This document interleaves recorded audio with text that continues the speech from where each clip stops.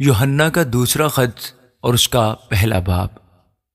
مجھ بزرگ کی طرف سے اس برگزیدہ بیوی اور اس کے فرزندوں کے نام، جن سے میں اس سچائی کے سبب سے سچی محبت رکھتا ہوں جو ہم میں قائم رہتی ہے اور ابد تک ہمارے ساتھ رہے گی، اور صرف میں ہی نہیں بلکہ وہ سب بھی محبت رکھتے ہیں جو حق سے واقف ہیں۔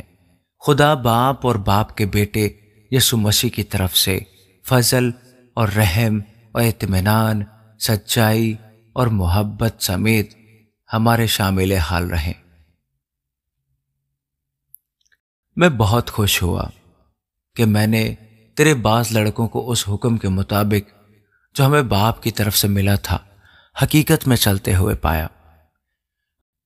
اب اے بی بی، میں تجھے کوئی نیا حکم نہیں بلکہ وہی جو شروع سے ہمارے پاس ہے لکھتا اور تجھ سے منت کر کے کہتا ہوں کہ آؤ ہم ایک دوسرے سے محبت رکھیں، اور محبت یہ ہے کہ ہم اس کے حکموں پر چلیں۔ یہ وہی حکم ہے جو تم نے شروع سے سنا ہے کہ تمہیں اس پر چلنا چاہیے، کیونکہ بہت سے ایسے گمراہ کرنے والے دنیا میں نکل کھڑے ہوئے ہیں جو یسوع مسیح کے مجسم ہو کر آنے کا اقرار نہیں کرتے۔ گمراہ کرنے والا اور مخالف مسیح یہی ہے۔ اپنی بابت خبردار رہو تاکہ جو محنت ہم نے کی ہے وہ تمہارے سبب سے ضائع نہ ہو جائے بلکہ تم کو پورا اجر ملے۔ جو کوئی آگے بڑھ جاتا ہے اور مسیح کی تعلیم پر قائم نہیں رہتا اس کے پاس خدا نہیں۔ جو اس تعلیم پر قائم رہتا ہے اس کے پاس باپ بھی ہے اور بیٹا بھی۔ اگر کوئی تمہارے پاس آئے اور یہ تعلیم نہ دے تو نہ اسے گھر میں آنے دو اور نہ سلام کرو، کیونکہ جو کوئی ایسے شخص کو سلام کرتا ہے وہ اس کے برے کاموں میں شریک ہوتا ہے۔ مجھے بہت سی باتیں تم کو لکھنا ہے، مگر کاغذ اور سیاہی سے لکھنا نہیں چاہتا، بلکہ تمہارے پاس آنے اور روبرو بات چیت کرنے کی امید رکھتا ہوں تاکہ تمہاری خوشی کامل ہو۔ تیری برگزیدہ بہن کے لڑکے تجھے سلام کہتے ہیں۔ مجھ بزرگ کی طرف سے اس پیارے گیوس کے نام جس سے میں سچی محبت رکھتا ہوں۔ اے پیارے، میں یہ دعا کرتا ہوں کہ جس طرح تو روحانی ترقی کر رہا ہے اسی طرح تو سب باتوں میں ترقی کرے اور تندرست رہے، کیونکہ جب بھائیوں نے آ کر تیری اس سچائی کی گواہی دی جس پر تو حقیقت میں چلتا ہے تو میں نہایت خوش ہوا۔ میرے لیے اس سے بڑھ کر اور کوئی خوشی نہیں کہ میں اپنے فرزندوں کو حق پر چلتے ہوئے سنوں۔ اے پیارے، جو کچھ تو ان بھائیوں کے ساتھ کرتا ہے جو پردیسی بھی ہیں وہ دیانت سے کرتا ہے۔ انہوں نے کلیسیا کے سامنے تیری محبت کی گواہی دی تھی۔ اگر تو انہیں اس طرح روانہ کرے گا جس طرح خدا کے لوگوں کو مناسب ہے تو اچھا کرے گا، کیونکہ وہ اس نام کی خاطر نکلے ہیں اور غیر قوموں سے کچھ نہیں لیتے۔ بس ایسے کی خاطر داری کرنا ہم پر فرض ہے تاکہ ہم بھی حق کی تائید میں ان کے ہم خدمت ہوں۔ میں نے کلیسیا کو کچھ لکھا تھا، مگر دیوترفس جو ان میں بڑا بننا چاہتا ہے ہمیں قبول نہیں کرتا۔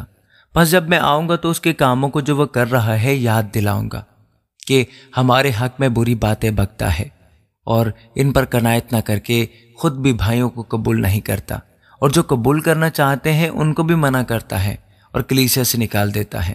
اے پیارے، بدی کی نہیں بلکہ نیکی کی پیروی کر۔ نیکی کرنے والا خدا سے ہے، بدی کرنے والے نے خدا کو نہیں دیکھا۔ دیمیتریوس کے بارے میں سب نے اور خود حق نے بھی گواہی دی، اور ہم بھی گواہی دیتے ہیں، اور تو جانتا ہے کہ ہماری گواہی سچی ہے۔ مجھے لکھنا تو تجھ کو بہت کچھ تھا، مگر سیاہی اور قلم سے تجھے لکھنا نہیں چاہتا، بلکہ تجھ سے جلد ملنے کی امید رکھتا ہوں۔ اس وقت ہم روبرو بات چیت کریں گے، تجھے اطمینان حاصل ہوتا رہے۔ یہاں کے دوست تجھے سلام کہتے ہیں، تو وہاں کے دوستوں سے نام بنام سلام کہہ۔ یہودا کا عام خط اور اس کا پہلا باب۔ یہودا کی طرف سے جو یسوع مسیح کا بندہ اور یعقوب کا بھائی ہے، ان بلائے ہوں کے نام جو خدا باپ میں عزیز اور یسوع مسیح کے لیے محفوظ ہیں، رحم اور اطمینان اور محبت تم کو زیادہ حاصل ہوتی رہے۔ اے پیارو، جس وقت میں تم کو اس نجات کی بابت لکھنے میں کمال کوشش کر رہا تھا جس میں ہم سب شریک ہیں، تو میں نے تمہیں یہ نصیحت لکھنا ضرور جانا کہ تم اس ایمان کے واسطے جانفشانی کرو جو مقدسوں کو ایک ہی بار سونپا گیا تھا، کیونکہ بعض ایسے شخص چپکے سے ہم میں آ ملے ہیں جن کی اس سزا کا ذکر قدیم زمانہ میں بیشتر سے لکھا گیا تھا۔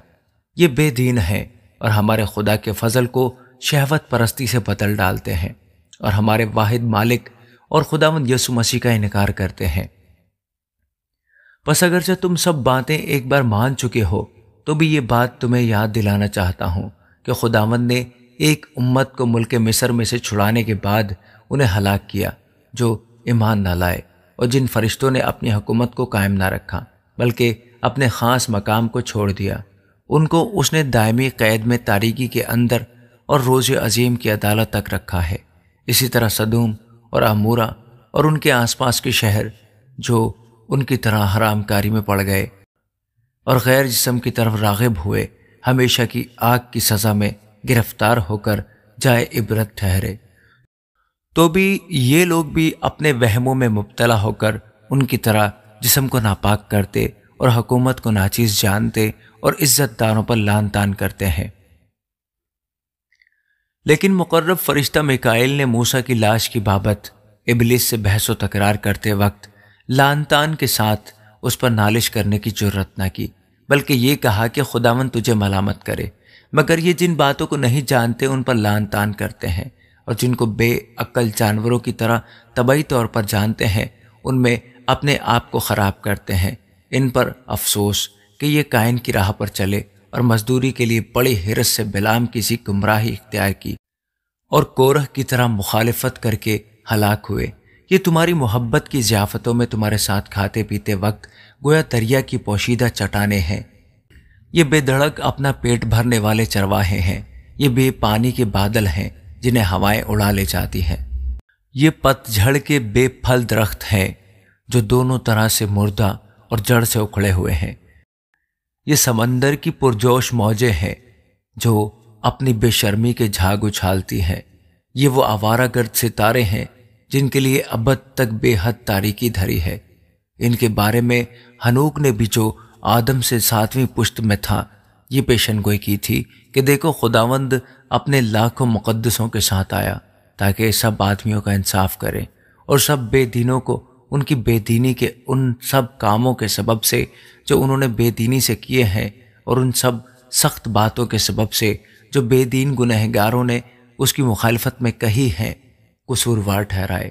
یہ بڑبڑانے والے اور شکایت کرنے والے ہیں اور اپنی خواہشوں کے موافق چلتے ہیں اور اپنے منہ سے بڑے بول بولتے ہیں اور نفع کے لیے لوگوں کی روداری کرتے ہیں۔ لیکن اے پیارو، ان باتوں کو یاد رکھو جو ہمارے خداوند یسوع مسیح کے رسول پہلے کہہ چکے ہیں۔ وہ تم سے کہا کرتے تھے کہ اخیر زمانہ میں ایسے ٹھٹھا کرنے والے ہوں گے جو اپنی بے دینی کی خواہشوں کے موافق چلیں گے۔